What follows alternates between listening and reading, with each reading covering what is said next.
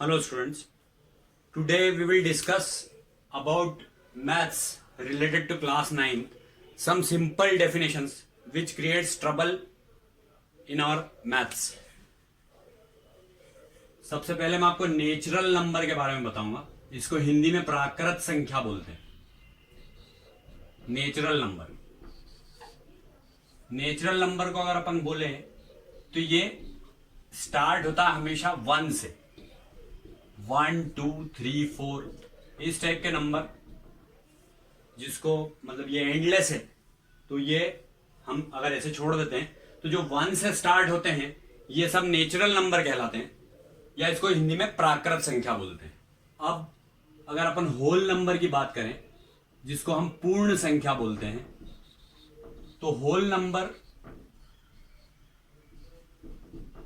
जो रहता है ये 0 से स्टार्ट होता है. 0, 1, 2, 3 like this and so on up to infinity. इसको पूर्ण संख्या कहते हैं. ये 0 से स्टार्ट होती है या 0 से शुरू होकर के अनंत तक जाती है, तो इसको हम पूर्ण संख्या के अंतर्गत लेते हैं. इसको नेचुरल नंबर को कैपिटल N से डिनोट किया जाता है अपने मैथमेटिक्स में, और होल नंबर को कैपिटल W से डिनोट किया जाता है. लेकिन इसके बाद में आता है इंटीजर, जिसको हम हिंदी में पूर्णांक कहते हैं. ये पूर्ण संख्या थी, ये पूर्णांक है. तो जब हम कोई ऐसी चीज देखते हैं जिसमें इसको I से डिनोट करते हैं, पहले इंटीजर को ये I से डिनोट होता है. और इस इंटीजर के लिए इसको समझने के लिए मैं एक एग्जांपल दे रहा हूं आपको. 2x + 7 = 5. सपोज कोई ऐसी एक इक्वेशन है और इसमें अपने को x की वैल्यू निकालनी है. तो 2x = इसको अपन ने निकाला तो 5 - 7, तो x = यहाँ -2 और ये इसके अपॉन में 2 आ गया, तो 2 × 1 = 2, मतलब ये x = -1 आया. मतलब ये जो संख्या है ये न तो होल नंबर है और न ही नेचुरल नंबर है. इन दोनों में से कुछ भी नहीं है, क्योंकि ये माइनस में आ गई ये वैल्यू. तो इसको इस टाइप की वैल्यू को अगर अपन कंसीडर करें तो ये इसको इंटीजर कहा जाता है. इस टाइप की संख्या इंटीजर कहलाती है, जिसको हम पूर्णांक कहते हैं. सॉरी, हाँ, ये पूर्णांक और ये पूर्ण संख्या थी. इन दोनों में अंतर सिर्फ इतना है कि ये पूर्णांक है और ये पूर्ण संख्या है. इसके बाद में ये प्राकृत संख्या है. हिंदी में इसको प्राकृत संख्या बोलते हैं, इंग्लिश तो इसमें लिखा ही है natural number, whole number, integer. इन तीनों के बारे में बताया. इसके बाद में एक और चीज होती है जो इंपॉर्टेंट रहती है हमारे लिए, इरेशनल नंबर. इसके बारे में बात कर रहे हैं अपन. इरेशनल नंबर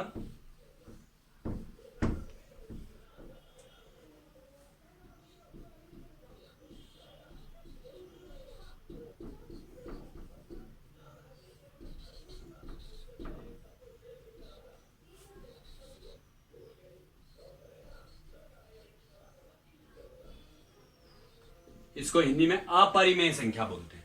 अपरिमेय संख्या मतलब जिसको P/Q के फॉर्म में हम एक्सप्रेस ही नहीं कर सकते, which can't be expressed in the form of P/Q.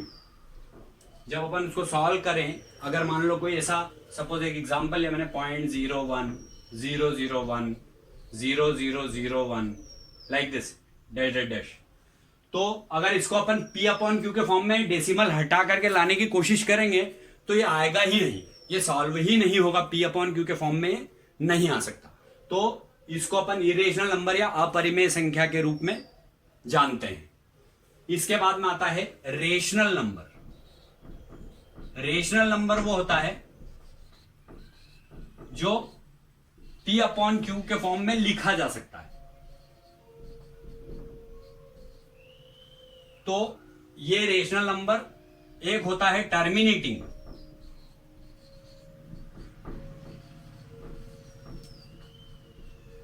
एक होता है टर्मिनेटिंग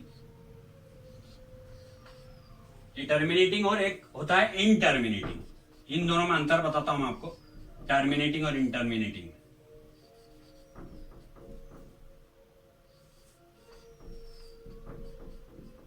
इन दोनों में सिर्फ ये डिफरेंस होता है कि रेशनल नंबर सबसे पहले मैं डिफाइन करूंगा कि ये तो हमने बोला था कि ये P/Q के फॉर्म में एक्सप्रेस ही नहीं किया जा सकता. अगर इसको सॉल्व करने बैठेंगे अपन तो ये P/Q के फॉर्म में कभी भी नहीं आएगा. लेकिन जो रेशनल नंबर होता है या परिमेय संख्या होती है, ये P अपॉन Q के फॉर्म में एक्सप्रेस की जा सकती है। जैसे सपोज करो मैंने यहां पे लिखा 2/5, तो सबसे पहले तो यहां 0 लग गया, क्योंकि 5 के टेबल में 2 आता ही नहीं, 0 टाइम्स में आएगा। तो इसके बाद में मैंने 20 लिया, तो 5 4 20, तो ये 0.4 आया, मतलब यहां पे जाकर के एंड हो गया, है ना। तो ये होती है टर्मिनेटिंग, विच एंड्स, जिसका अंत हो जाता है वो होती है टर्मिनेटिंग। लेकिन कुछ ऐसे भी होते हैं इसमें जिनका अंत ही नहीं होता। जैसे सपोज मैंने लिखा